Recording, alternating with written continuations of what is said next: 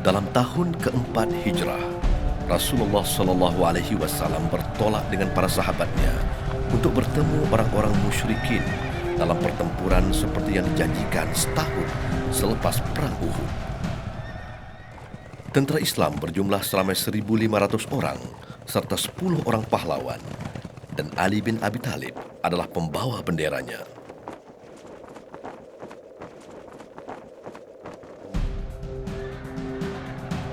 Tentera penentang, yaitu orang-orang musyrikin, berjumlah kira-kira 2.000 serta 50 pahlawan di bawah pimpinan Abu Sufyan.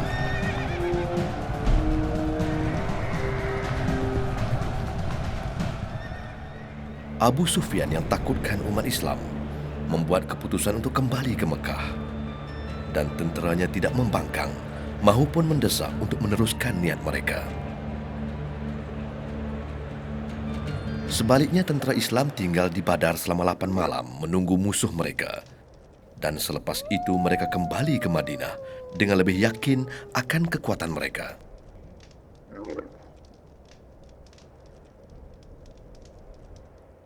Perang ini diberi 4 nama: Badar yang dijanjikan, Badar kedua, Badar terakhir, dan Badar kecil.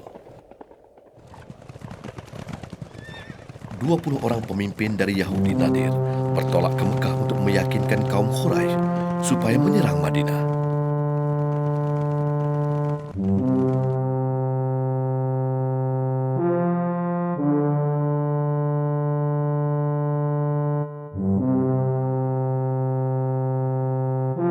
Mereka berjaya mengumpulkan banyak puak yang lain menyertai mereka, sehingga mereka berjumlah 10.000 orang.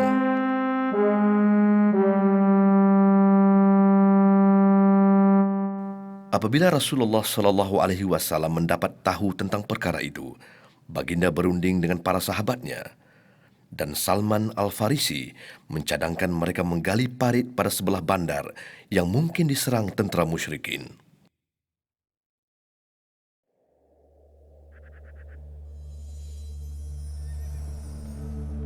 Adakah kamu tahu bahawa menggali parit untuk perang Al-Khandaq berlanjutan selama seminggu? Ia adalah masa yang singkat memandangkan saiz besar parit itu. Kerja-kerja Islam cukup ajaib, dan menggali parit itu tidak mudah disebabkan tanah berbatu Madinah. Tetapi keimanan umat Islam yang kuat, dedikasi mereka kepada Allah dan Rasulullah, dan bekerja tanpa henti dengan dorongan Rasulullah SAW adalah sebab-sebab bagi kejayaan mereka.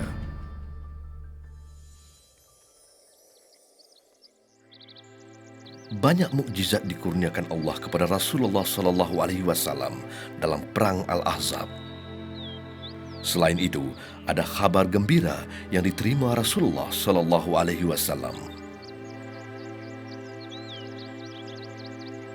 Jabar bin Abdullah telah menjemput Rasulullah SAW dan para sahabatnya secara rahsia untuk memakan kambing kecil dan roti.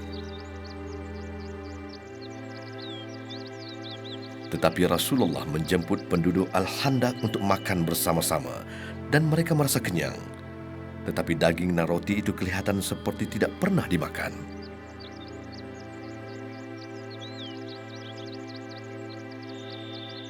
Rasulullah juga memberi segenggam buah kurma sebagai makanan kepada penduduk Al-Khandaq yang dibawa oleh kakak kepada Al-Numan bin Bashir untuknya. Melalui Allah, Rasulullah menggandakan jumlah buah kurma supaya penduduk Al-Khandaq boleh memakannya. Khabar baik tiba apabila umat Islam menggali parit. Galian mereka terkena batu besar dan kuat. Jadi mereka pergi berjumpa Rasulullah SAW yang mengambil sebilah beliung dan memecahkan sedikit daripada batu itu, dan kemudian menyeru, "Allahu Akbar," dan berkata,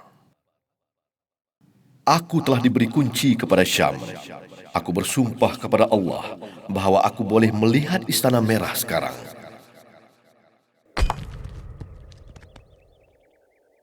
Kemudian dia memecahkan sedikit lagi batu itu, menyeru, "Allahu Akbar," dan berkata, "Aku telah diberi kunci kepada Parsi.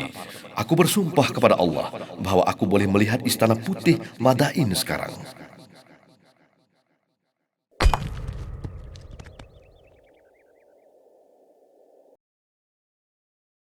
Aku telah diberi kunci kepada Yaman.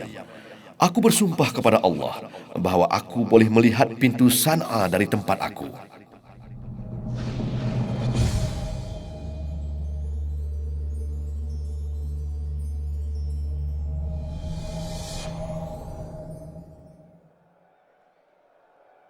Penggalian parit sudah selesai dan tentera gabungan yang seramai 10,000 orang semakin mendekati. Rasulullah keluar bertemu mereka dengan tentera Islamnya yang berjumlah 3,000 orang, meninggalkan wanita dan kanak-kanak di pergunungan Madinah. Pada saat-saat kritikal itu, pengkhianatan rakyat Quraisy telah diperlihatkan apabila mereka melanggar pakatan mereka dengan orang-orang Islam, apabila mereka membantu tentera orang-orang musyrikin. Rasulullah SAW terus memohon kepada Allah, dan salah satu perkara yang dipohonnya kepada Allah adalah, Ya Allah, yang telah menurunkan Al-Quran, pembalasannya adalah pantas. Kalahkanlah musuh-musuh. Ya Allah, kalahkan mereka dan buatkan tanah di bawah kaki mereka bergegar. Beberapa orang musyrikin dapat melepasi parit melalui satu laluan sempit dan berdepan dengan umat Islam. Beberapa dari mereka berundur dan yang lain-lain dibunuh. Ali bin Abi Thalib berlawan dengan Ammar bin Wid selepas meminta kebenaran dari Nabi, dan dia dapat membunuhnya.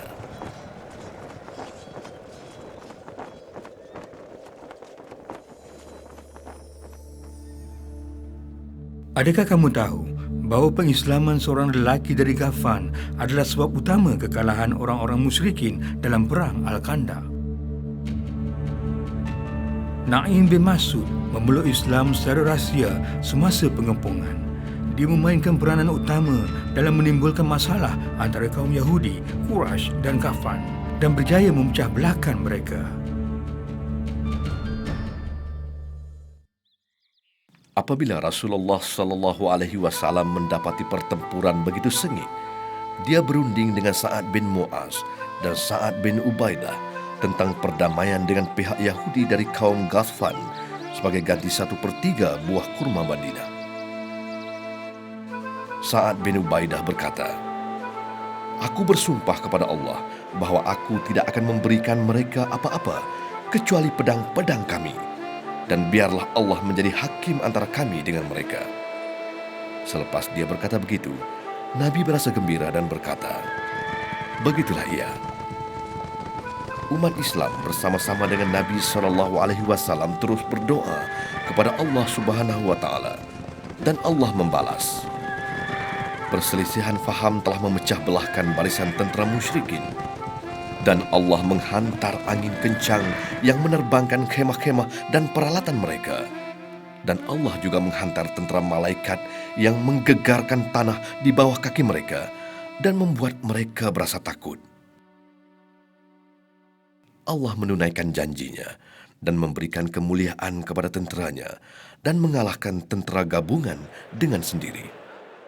Selepas itu, tentera musyrikin berundur tanpa bertempur dan tentera Islam pulang ke Madinah. Perang Khandaq berlaku pada bulan Syawal tahun ke-5 Hijrah, dan ia adalah peperangan penentu dalam sejarah Islam.